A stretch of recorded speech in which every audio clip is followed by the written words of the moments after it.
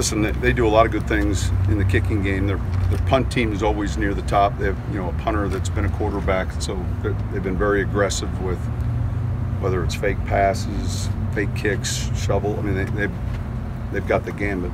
So you really got to pay attention to your punt return unit. They had the long kickoff return for a touchdown against Jacksonville. John Fossil does a fantastic job. I remember him when he was 10, 12, 13 years old as a ball boy for us at the Giants. But they cause you a lot of issues, and the return game is part of it.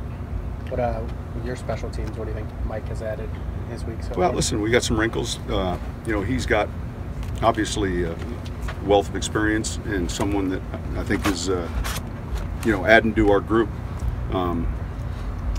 So continue to look at what we're doing. I thought last week the punt return in overtime, if you're not watching or paying close attention, was significant because all of a sudden we start with the ball close to the 40 instead of, backed up, and that's the hidden yardage that we're talking about. What did he do, though, specifically to help set that up? Tommy Lee? No.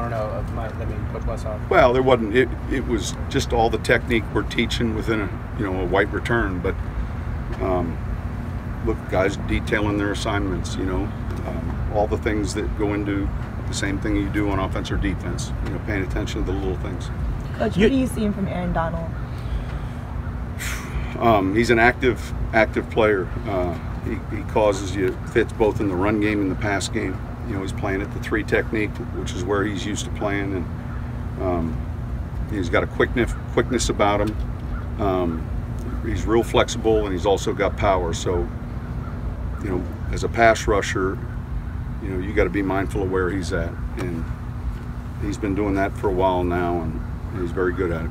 Coach, you had mentioned last week the desire to be aggressive on special teams with the returners, taking it out of the end zone. How much of that is situational or based on an opponent? A lot of it's situational, and last week we took an approach for last week's game. Each week we'll pay attention to what we want to do.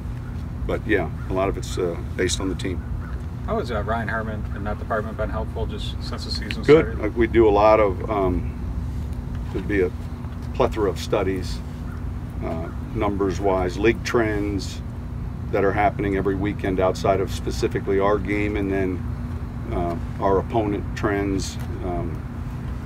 That's just one area aside from just, but any part of the research and analytic part of it, he does a ton of work. So it's been outstanding.